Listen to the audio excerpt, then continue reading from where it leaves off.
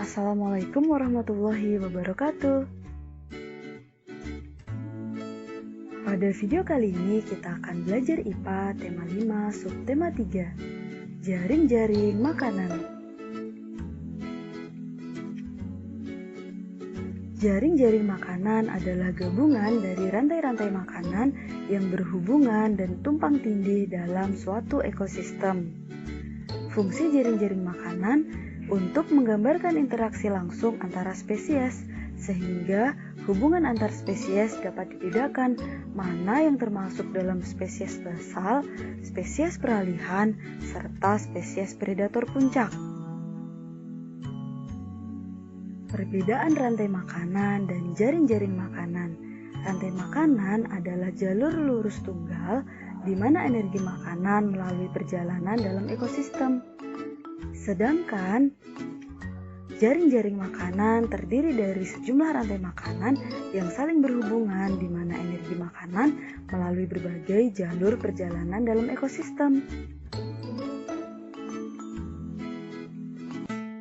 Perhatikan jaring-jaring makanan berikut. Dari jaring-jaring makanan berikut ini ada beberapa rantai makanan di dalamnya. Yang pertama, tumbuhan dimakan tikus, tikus dimakan burung hantu dimakan ular, ular dimakan elang, dan elang dimakan singa.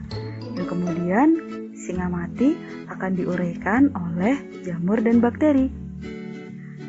Yang kedua, tumbuhan dimakan kelinci, kelinci dimakan serigala, dan serigala dimakan singa. Rantai makanan yang ketiga, tumbuhan dimakan kelinci, kelinci dimakan kucing hutan, kucing hutan dimakan serigala, serigala dimakan singa. Yang keempat, tumbuhan dimakan kambing, kambing dimakan serigala, dimakan singa. Ada dua faktor penyebab perubahan keseimbangan ekosistem. Yang pertama, faktor alami, dan yang kedua, faktor manusia. Faktor alami. Faktor alami yang menyebabkan perubahan keseimbangan lingkungan adalah peristiwa alam yang menimbulkan bencana. Contohnya, letusan gunung berapi, banjir, tanah longsor, kebakaran hutan, badai, dan tsunami yang dapat mengakibatkan terputusnya rantai makanan. Faktor manusia. Faktor manusia yang mempengaruhi keseimbangan ekosistem. Yang pertama, penebangan pohon-pohon di hutan secara tidak terkendali. Yang kedua, pembakaran hutan untuk pembukaan lahan pemukiman. Yang ketiga, pemburuan hewan hutan yang tidak terkendali termasuk memperjualbelikan hewan langka yang dilindungi.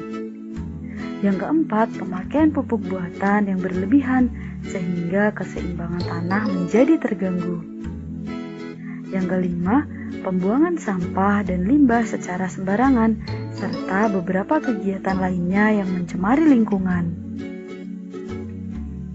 Akibat perubahan lingkungan terhadap keberlangsungan jaring-jaring makanan. Perubahan pada suatu bagian dari sebuah jaring-jaring makanan akan merubah bagian yang lainnya. Pada musim hujan, ketika tumbuhan tumbuh subur, tanaman padi pun tumbuh subur. Meningkatnya jumlah tanaman padi pada ekosistem sawah akan meningkatkan jumlah hewan atau konsumen yang memakan padi, misalnya tikus sawah.